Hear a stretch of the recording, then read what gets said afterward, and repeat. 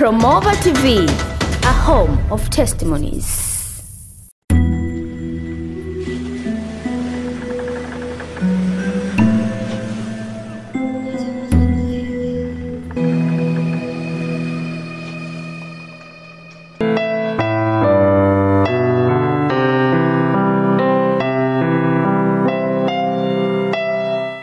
Karibu sana katika mwendelezo wa ushuhuda kutoka kwake Moses Lushiku wa huko nchini Kongo. Na hii ni sehemu ya pili. Mimi msimuliaji wako, jina langu ni Jacktan Msafiri. Unaweza pia ukanifuatilia kwenye Facebook, Instagram pamoja na TikTok kwa jina hilo hilo la Jacktan Msafiri. Lakini ili kupata mwendelezo wa ushuhuda huu pamoja na shuhuda na simulizi nyingine nyingi za kweli kutoka kwetu, zote utazipata kwenye channel yetu ya YouTube ambayo inafahamika kwa jina la Promova TV. P-R-O-M-O-V-E-R, Promova TV. Karibu sana tuweze kuendelea. Katika mwendelezo siku ya leo tutaangazia kuhusu taarifa ama ripoti kuhusu ua wa nje wa mbingu, ama unaweza kusema geti la nje ya mbingu. Ripoti kuhusu geti la nje ya mbingu ya kwanza, pamoja na vipimo vitatu vitakavyokuwezesha kutoboa, yani kupita katika hilo geti ama ua la nje ya mbingu ya kwanza. Ningependa kuzungumzia kilichotokea mwaka 2014 wakati wa kusanyiko kanisani kwetu. Kulikuwa na mzungumzaji mgeni kutoka mkoa wa Mashariki ambaye tulimwalika. Kichwa cha mkusanyiko huo kilikuwa ibada ya kimiujiza. Mzungumzaji mgeni alipokuwa akitoa ujumbe kuhusu ibada, aliomba kanisa kumwabudu Bwana katika nafasi yoyote inayofaa. Nilipokuwa nikimwabudu Bwana, nilihisi nguvu ambazo hunishika kila mara wakati Bwana anapotaka kunisafirisha katika ulimwengu wa roho. Nilishikwa na roho na nikazidiwa. Sikujua kuwa mwili wangu uliachwa na ni roho yangu ndiyo ambayo ilikuwa inasafirishwa. Nilijikuta nipo mbele ya lango kubwa la dhahabu, na mbele ya lango hili kubwa kulikuwa na watu wengi waliovalia matambala na nguo chafu. Watu hawa wanaonekana kuwa vipofu. Bwana Mungu akaweka makerubi wenye nguvu upande wa mashariki wa bustani ya Edeni, na akaweka upande wa moto uliokuwa ukiwaka huku na huko kulinda njia ya mti wa uzima. Sisi ni makerubi waliomzuia Adam kutumia njia iendayo kwenye mti wa uzima. Tutakuambia kwa nini tulifunga njia ya uhuru wa maisha na ni nani na ni nini kusudi letu. Wakasema wakati ule ule, wakasema maandiko matakatifu yalisema juu yetu baada ya anguko la babu yetu Adamu.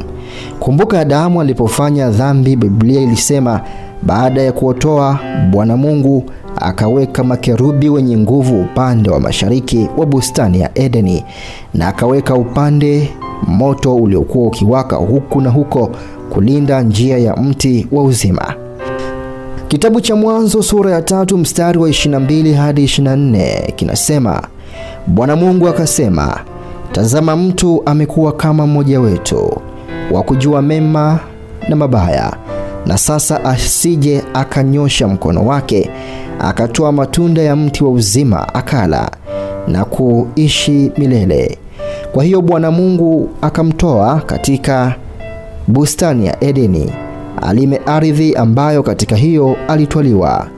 Basi akamfukuza huyo mtu, akaweka makerubi upande wa mashariki wa bustani ya Edeni na upande moto uliogeuka huko na huko kulinda njia ya mti wa uzima.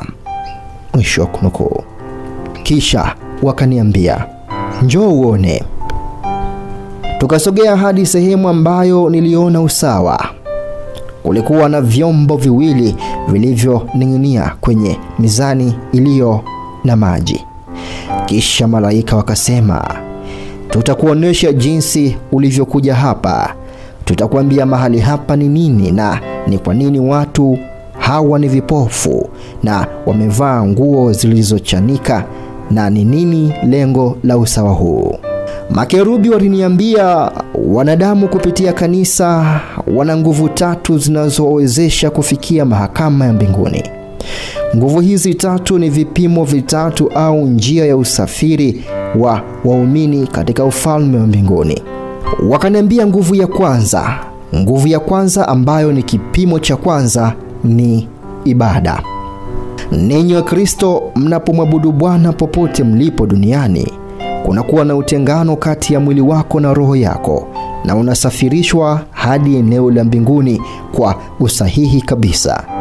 Imeandikwa, wakati unakuja na sasa umekuja, ambapo waabuduo halisi watamwabudu Baba katika roho na kweli, kwa maana Baba anawatafuta watu kama hao wamwabudu.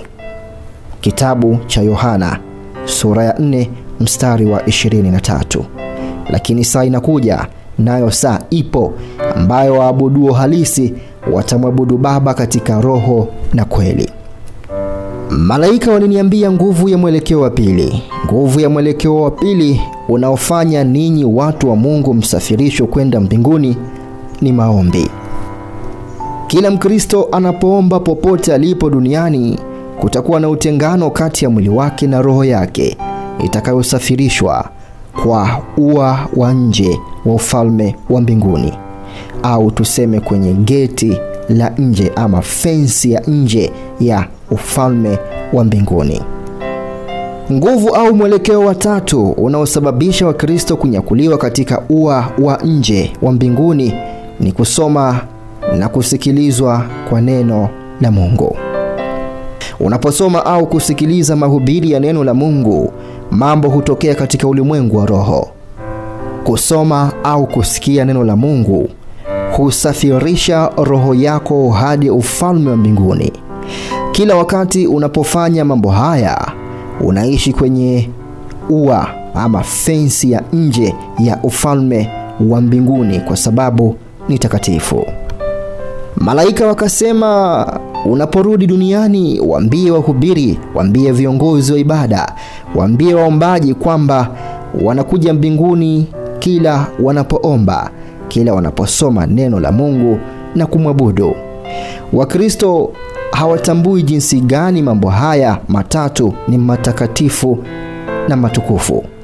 Wanashindwa kuelewa kwamba mambo hayo hutokea katika ulimwengu wa roho na kwamba roho zao zinanyakuliwa hadi mbinguni. Niliambiwa niwajulishe ninyi wahubiri, viongozi wa ibada, waombezi, kutengwa kwa roho zetu na mili yetu na kusafirishwa kwa roho zetu mbinguni. Lakini wengi wenu waamini hamkuwahi kufundishwa ibada, kutafakari kwa neno la maombi, kusafirishwa hadi kwenye mahakama tatu za mbinguni. Kwa hiyo unaifanya kwa wepesi na kwa jinsi ya kimwili. Bado mwili wako unabaki duniani, lakini roho yako inasafirishwa kwenye ua wa nje wa mbinguni. Wakati wale makerubi walipokuwa wakizungumza nami, mtu mmoja akatokea katika kati ya watu waliokuwa wamevaa nguo zilizochanika. Hao makerubi wakaniambia, mtu huyu yu hai duniani, amefika kwa njia ya ibada, tafakari ya neno na maombi.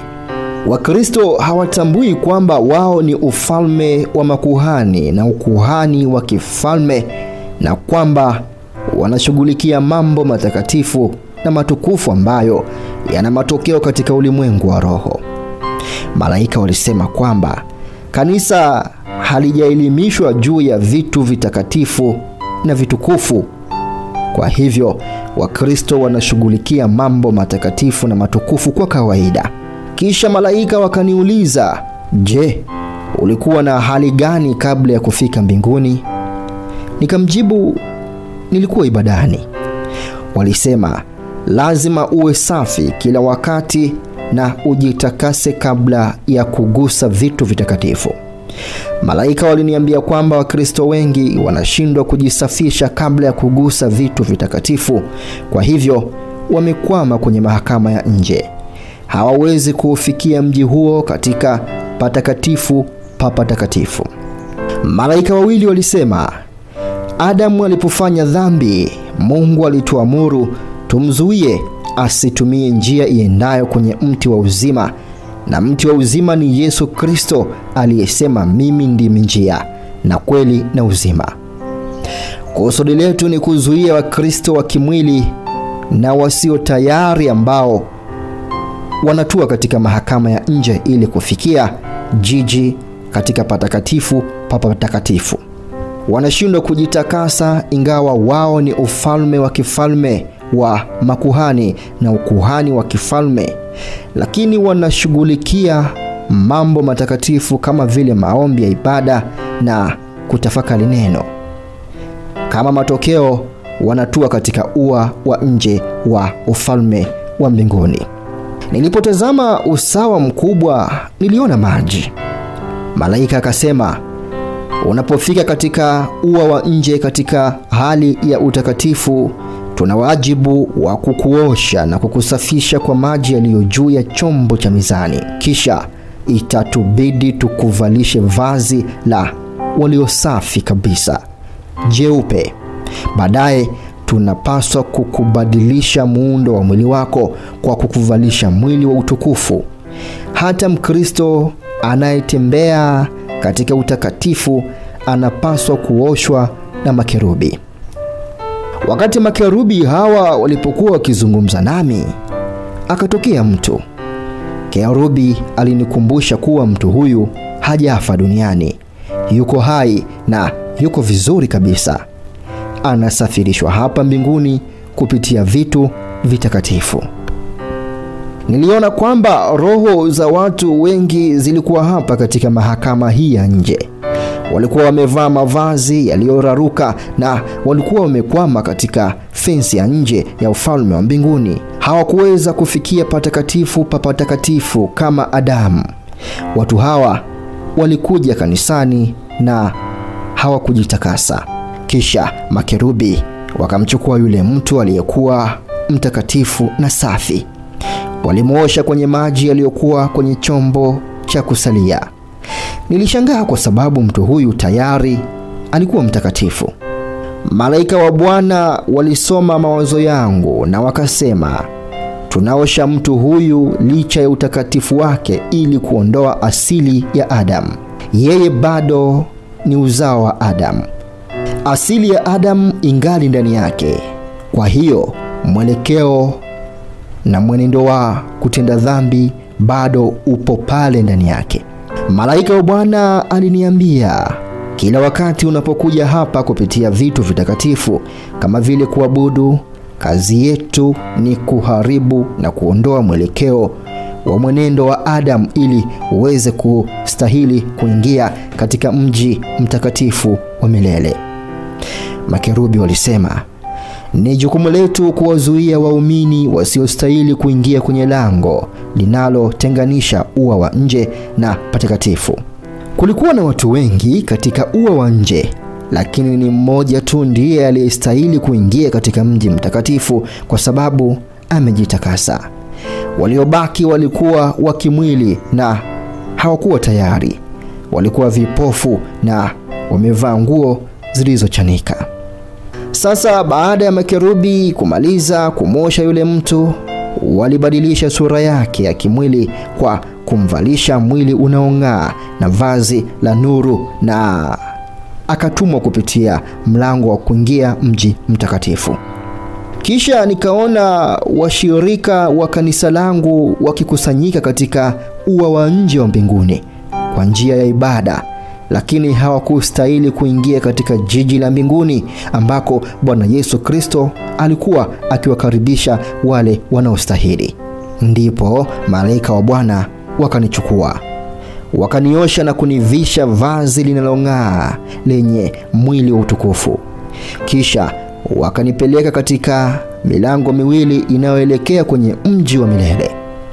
Nilipoingia kwenye mlango mara 2 nilimwona Yesu Kristo nyuma ya mlango. Alikuwa mtukufu na alikuwa akitabasamu. Akasema, "Karibu mwanadamu, umepata kibali cha kuingia katika njia ambayo babu yako Adamu hakuweza. Mimi ndimi lango la zizi la kondoo." Bwana Yesu Kristo alinishika mkono na kusema, "Njoo uone kile ambacho babu yako Adamu hakuweza kuona." Kisha tukaingia mjini pamoja na Bwana. Alisema, "Hapa hakuna malaika kwa sababu mimi ndiye ninayefanya kazi na ninakutana na kila mmoja anayeingia kwenye lango la mji mtakatifu."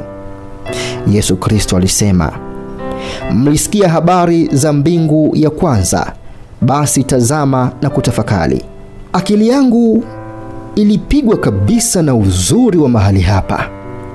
Ilikuwa bado tu ni mbingu ya kwanza, lakini pia kuna mbingu ya pili na mbingu ya tatu. Bwana akaniambia, "Roho yako imekuwa ikija hapa mara nyingi sana. Kila unaposoma maandiko, kila unapoomba na kuabudu, roho yako inakuja hapa. Ufahamu wako unaangazwa katika mbingu ya kwanza." Bwana akaniambia, "Angalia na uangalie kwa makini." Nilipoanza kutazama niligundua kwamba tulikuwa tukitembea kwenye daraja la almasi ambalo lilikuwa safi kama maji. Nilikuwa nikitembea na Bwana Yesu Kristo juu ya almasi ambayo ilikuwa wazi kama vile kioo. Yesu alisema, "Unaporudi duniani, uambie ulimwengu kwamba hapa kwenye mbingu ya kwanza tunatembea juu ya almasi. Inashushwa thamani hapa. Unapotembea juu ya kitu, unakuwa na mamlaka juu yake. Nitakuonyesha jinsi unavyoweza kuwa bwana wa pesa na mali duniani. Duniani mnapigania almasi, lakini hapa ni barabara tu." Barabara hii ilikuwa katika almasi ambayo inaonekana ya bluu na nyeupe. Kisha nikamwona kasisi kando ya barabara tuliyokuwa tukitembea. Alikuwa akifukiza uvumba. Hakujali. Aliendelea kufanya alichokuwa akifanya. Kisha nikamuuliza Bwana Yesu, "Kwa nini kuhani huyu anafukiza uvumba?" Bwana akasema, "Njoo uone." Kisha mkono ukaonekana mbinguni kuelekea kwa kuhani aliyekuwa akifukiza uvumba. Sikuelewa kinachoendelea. Nikamuuliza Bwana, "Ni nani huyo kuhani anayefukiza uvumba?" Bwana alisema, "Unaporudi duniani, waambie watu wangu ili watembee juu ya dhahabu. Kuna sheria 2 ambazo ni ukuhani, na unachokiona juu ya kuhani ni mkono wa kusaidia." Yesu alisema, "Imeandikwa katika maandiko, nitainua macho yangu nitazame milima, msaada wangu utatoka wapi? Msaada wangu unatoka kwa Bwana aliyezifanya mbingu na nchi." Zaburi ya 121 mstari wa 1 hadi wa 2. Yesu alisema, mlima katika kifungu hiki si mlima wa kijiografia bali ni kanisa. Ni mlima wa kinabii. Alisema, ukuhani unahusu kumtumikia Mungu, na unapomtumikia Mungu kwa moyo wako, mkono wa msaada wa Mungu utaingia katika maisha yako. Nilikuja duniani katika mwili kama kuhani mkuu. Ilinibidi kuwa mwanadamu, na kuwa katika mwili ulinifanya kuwa dhaifu. Kwa hiyo nilihitaji mkono wa kusaidia, kwa sababu kila kuhani ana haki ya msaada. Ilinipa mimi uwezo wa kuutoa uhai wangu na kuutoa tena. Yesu alisema, fedha huwa karibu na ukuhani. Ukinitumikia utashughulika na pesa na afya. Kisha Bwana Yesu akasema, mkumbuke mfalme Belishaza. Kwa bahati mbaya aligusa kikombe cha makuhani, na hiyo ikamfanya kuwa kuhani kulingana na kipindi hicho, na mkono wa msaada ulikuwa karibu naye. Ni mkono huo wa kusaidia ulioandika juu ya ukuta hukumu yake, karibu na kinara cha taa katika jumba la kifalme. Mfalme ambaye alikuwa kuhani alipimwa, akahesabiwa na kugawanywa. Ukweli kwamba mfalme alikuwa kuhani alikuwa na haki ya ua wa nje wa mbinguni. Katika ua wa nje wa ufalme wa mbinguni, mfalme alipimwa kwenye mizani na alionekana kuwa mwepesi na asiyestahili kama waamini wengi ambao ni makuhani leo. Nilipokuwa na Bwana katika mbingu ya kwanza, alisema nataka kunipeleka kwenye mbingu ya pili, lakini alisema kiwango changu kilikuwa kidogo. Nilishangaa kwa sababu nimezaliwa mara ya pili kwa miaka 20 tayari. Nilitiwa moyo kumtafuta Mungu. Baadaye nilianza mfululizo wa maombi ya siku 3. Katika maombi hayo ya siku 3 ndipo Bwana akanisafirisha katika mbingu ya pili. Tutazungumza juu ya kile nilichokiona huko.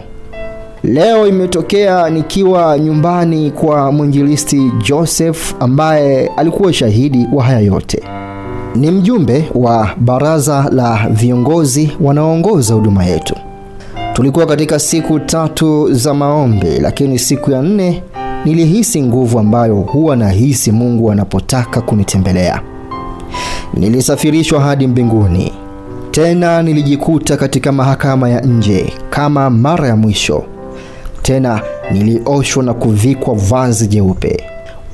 Walinibadilisha sura yangu ya mwili na waliondoa asili ya Adamu tena. Nilipita kwenye mlango mara 2 na Bwana Yesu Kristo alikuwa pale akinisubiri. Akasema, "Karibu mwanadamu, umepewa neema na umeonekana kuwa unastahili." Alisema, "Njoo kwa sababu umejiweka tayari." Bwana Yesu alinieleza kuwa ninapoabudu, kuomba na kusoma neno, roho yangu husafiri hapa patakatifu, na kilichotokea ni kwamba ufahamu wangu unapata nuru na kuangazwa. Yesu alisema haya yanatokea kila wakati unapofanya mazoea haya matakatifu katika mbingu ya kwanza. Kulikuwa na barabara ndefu katika almasi. Tulitembea kwenye barabara hiyo ndefu na Bwana hadi mwisho wa barabara hiyo. Tulipofika mwisho wa barabara, niligundua kuwa barabara ilikuwa inabadilika, haikuwa tambarare tena. Barabara ilikuwa kama ya kupanda juu. Baadaye niliona kwamba hatukuwa tukitembea tena, ilikuwa ni kama tuko kwenye lifti. Na wakati tunapanda, nikaona korido iliyokuwa mawinguni. Tulifuata barabara iliyopitia kwenye hiyo korido. Ni kama ukiwa kwenye ukanda wa uwanja wa ndege kwa ndege. Tulikuwa katika andaki hilo la mawingu, kisha tukatokea katika mbingu ya pili. Kisha nikaona barabara ndefu sana iliyotengenezwa kwa dhahabu na almasi. Bwana Yesu pamoja nami tulianza kutembea kwenye barabara hiyo. Mwishoni mwa barabara hiyo niliona hekalu kubwa sana, hekalu kubwa katika mbingu ya pili. Kisha Yesu akasema, "Mnachokiona ni hekalu mbinguni. Ndipo maombi yenu yote yanahifadhiwa. Unapoomba, unapofunga na kutenda mema, yanahifadhiwa na kurekodiwa humu ndani ya hekalu hili. Twende tukaone wewe ni nani na nini unawakilisha hapa mbinguni na uwekezaji wako." Na pale niliona rangi ambazo siwezi kuzielezea kwa lugha ya kibinadamu. Kwanza, upeo wa macho ulikuwa mweupe, nikimaanisha kung'aa kwa rangi nyeupe yenye kung'aa sana. Ilikuwa nzuri sana kiasi kwamba ukifika huko utachukia kurudi duniani. Yesu alisema, "Unaporudi duniani, liambie kanisa, mtu yeyote asiyeomba aelewe kwamba hakuna kitu kilichohifadhiwa katika akaunti yake hapa na hatakiwi kutarajia chochote." Hekalu lilikuwa kubwa. Kulikuwa na lango kuu la kuingilia katika lango kubwa. Tulipoingia langoni, lilikuwa la kushangaza. Nilipigwa na butwa na kustaajabu tulipoingia hekaluni. Niliona lilikuwa na madirisha mengi ndani. Kisha nikaona vyumba, majengo. Niliona mitaa, barabara. Kwa kweli ndani ya hekalu hili jiji kubwa limejengwa ndani yake. Nilishangazwa na jiji hili lililojengwa ndani ya hekalu. Ndipo Bwana akaniambia, wewe pia unayo nyumba katika mji kwa jina lako. Umejenga kwa matendo yako ya mali. Duniani kuna matendo ambayo Wakristo hufanya duniani. Kadri wanavyofanya zaidi, bidhaa hizi, nyumba zao zinajengwa hapa. Bwana Yesu alijua anwani ya nyumba yangu na akasema, twende kutembelea nyumba yako. Kisha tukaanza kutembea barabarani. Tulikuwa tukibadilisha mitaa, hatimaye tukafika kwenye ghorofa. Kwenye kizingiti cha lango la kiwanja hicho jina liliandikwa. Yesu akaniuliza, unaona nini? Nikasema, imeandikwa kwa Kiebrania, Moshe. Bwana akauliza, je, hii inakuambia kitu?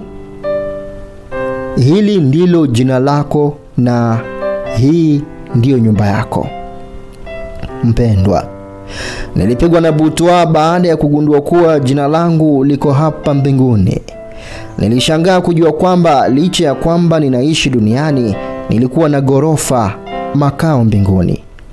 Yesu alisema, je, umewahi kusikia kuhusu akaunti ya benki ya mbinguni? Nikasema hapana. Alisema, njoo utaona akaunti yako ya benki ya mbinguni katika nyumba yako ambapo uliwekeza pesa zako. Ninataka kubainisha kwamba makao si yale yaliyoahidiwa na Bwana. Hilo ni jambo jingine. Tuliingia katika nyumba yangu pamoja na Bwana. Kulikuwa na malaika 4 ndani ya nyumba. Kila mmoja alikuwa na kazi maalum ya kufanya. Kisha nikaona chombo. Ilikuwa ndefu sana na kulikuwa na shimo juu. Ilinibidi nitumie ngazi kuangalia kilichomo ndani. Nilipopanda nikaona ndani ya kontena kuna mafuta ya kijani. Bwana akasema, kiwango cha upako ulionao kinapatikana hapa. Chombo hicho kilisimamiwa na malaika anayeshughulikia kiwango cha upako. Kisha nikaona sanduku kubwa la hazina lenye ukubwa wa gari. Mle ndani kulikuwa na vazi la kifahari na la gharama kubwa. Bwana akasema, haya ndiyo mazao yako ya kila upandalo duniani. Kulikuwa na malaika anayeshughulikia mambo haya yote. Kisha tukaingia jikoni. Mtindo wa jiko hili unafanana na aina ya jiko la Kimarekani. Ndani kulikuwa na vyombo vya kila aina, vyakula vya kila aina. Ninasema kila aina ya chakula. Pia kulikuwa na malaika anayesimamia mambo yote. Kisha Yesu akasema, hamtakosa chakula tena. Kisha tukahamia kwa malaika aliyekuwa akishughulikia pesa zangu. Alikuwa akisimamia kila aina ya noti za benki. Ndipo Bwana Yesu akaanza kueleza. Akasema, kila ulipompa mtu pesa hapa duniani, iwe sadaka, zawadi, hisani, mchango, hizo pesa zilizidishwa hapa mara 100. Na huyo malaika unaimuona mwenye pesa anayeshughulikia na kusimamia akaunti yako ya benki. Biblia inazungumza kuhusu mara 100. Ukitoa moja duniani, utazidishiwa mara 100 hapa. Kuhusu chombo chenye mafuta, Yesu alisema, haya ni mafuta. Unapoweka mkono wako juu ya wagonjwa, unapofungua watu, unapowaombea watu, unapohudumu, mafuta kwenye chombo huongezeka. Kadri unavyokuwa na mafuta mengi kwenye chombo hiki, ndivyo upako unavyoongezeka hapa duniani, na unavyomtumikia Mungu duniani, ndivyo upako wako unavyoongezeka. Kisha Bwana akatoa mfano. Bwana alisema, wakati vita au mashambulizi yanapofanywa dhidi yako, ni upako huu au mafuta katika mbingu ya pili ambayo yanajipanga dhidi ya mshambuliaji bila wewe kujua, na kuingilia kati, na adui yako anashindwa bila wewe kujua. Wakati hii inatokea, kiwango cha mafuta katika chombo hupungua. Ili kukijaza tena chombo, itabidi utoe huduma zaidi. Yesu alisema, watu wengi wanahisi uchovu wa vita kwa sababu hawana upako.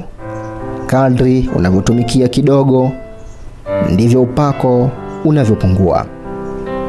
Bwana alisema, ukitembea kilomita 1 duniani kwa ajili ya uinjilisti, mamlaka yako ya eneo na upako huongezeka mara 100. Mpaka wako na kikomo vimepanuliwa. Upako wako utafunika eneo kubwa la kijiografia kwa sababu unatembea kwa ajili ya Bwana. Isaya 6:8 inasema, tena nikasikia sauti ya Bwana akisema, nimtume nani? Naye ni nani atakayekwenda kwa ajili yetu? Ndipo nikasema, mimi hapa, nitume mimi. Isaya alijitolea kwenda kuhubiri neno la Mungu. Ukitembea mita 10 duniani kwa ajili ya Injili, utapewa eneo la mita 1000 kutekeleza mamlaka yako. Kwa hiyo upako wako umepanuliwa, na malaika wako atafunika eneo hilo. Malaika wako atapewa uwezo wa kushughulika na eneo kubwa la kijiografia. Tuseme uko Amerika, unaomba au kuhubiri kwa simu au TV kwa Afrika. Malaika wako atafunika eneo hilo la kijiografia, na hili inakupa mamlaka na utawala wa kitaifa na kati ya mabara. Ina maana kwamba uinjilisti umekuza upako wako na utawala wa kimaeneo na utawala wako. Inavunja mpaka wa kikomo chako, na hii inampa malaika wako uwezo wa kufanya kazi kwenye eneo lililopanuliwa. Yesu alisema, Wakristo ambao hawahubiri ushawishi wa kimaeneo na mamlaka yao wana mipaka sana. Imeandikwa kwamba wale wanaofundisha haki watang'aa kama nyota. Inahusu injilisti.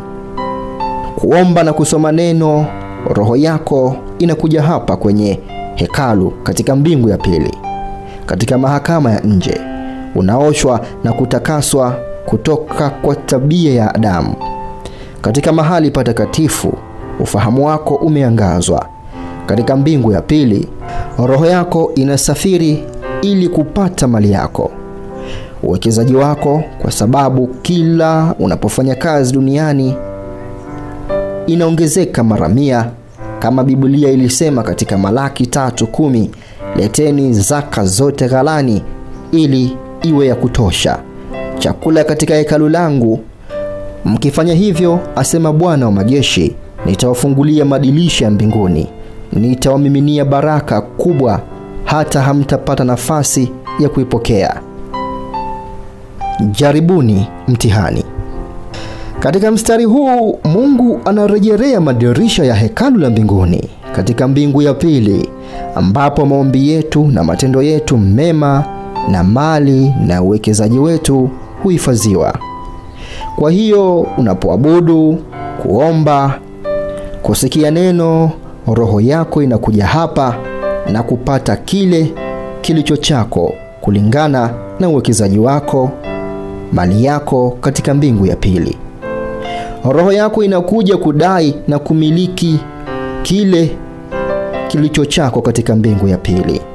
Chochote unachopanda duniani kinazidishwa mara 100 hapa mbinguni, mbingu ya pili.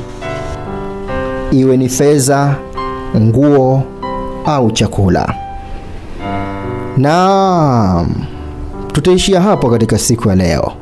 Tafadhali usikose mwendelezo wa ushuhuda kutoka kwa mtumishi wa Mungu Moses Lushikwa huko Kongo. Usikose sehemu inayofuata ambapo tutaangazia kuhusu mafumbo ya mbingu ya 3 na tofauti kati ya kuishi katika roho na kuishi katika mwili. Mimi mwandaaji na msimuliaji wako katika ushuhuda huu, jina langu ni Jackton Msafiri. Unaweza ukanipata pia kwenye Facebook, Instagram pamoja na TikTok kwa jina hilo hilo la Jackton Msafiri. Lakini ili kupata mwendelezo wa ushuhuda huu pamoja na shuhuda na simulizi nyingine nyingi za kweli kutoka kwetu, zote zinapatikana kwenye channel yetu ya YouTube ambayo inafahamika kwa jina la Promova TV. Promover, Promova TV. Ukiipata hakikisha una subscribe, lakini pia una share linki kadri uwezavyo. Utabarikiwa sana. Kwa mawasiliano zaidi, kama una ushuhuda ama una maswali, una maoni, una mapendekezo, ama pengine ungependa kutoa sadaka yako ili kuchangia kipindi hiki kuwezesha kipindi pamoja na Promova TV kwa ujumla, tafadhali tumia nambari hizi: kujumlisha 255-766-294335 au kujumlisha 255-784-074-462. Asante sana kwa muda wako, asante sana kwa kufuatilia. Tafadhali tukutane kwenye mwendelezo. Usikose mwendelezo na Mungu akubariki sana. Kwa heri kwa sasa.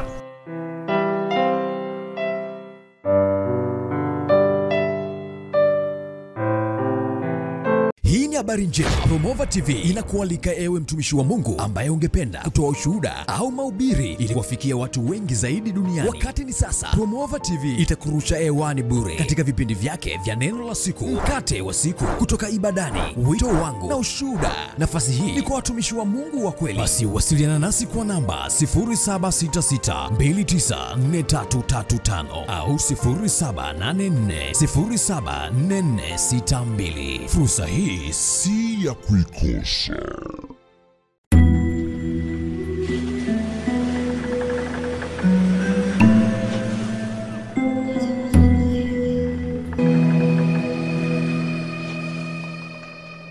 Promova TV, a home of testimonies.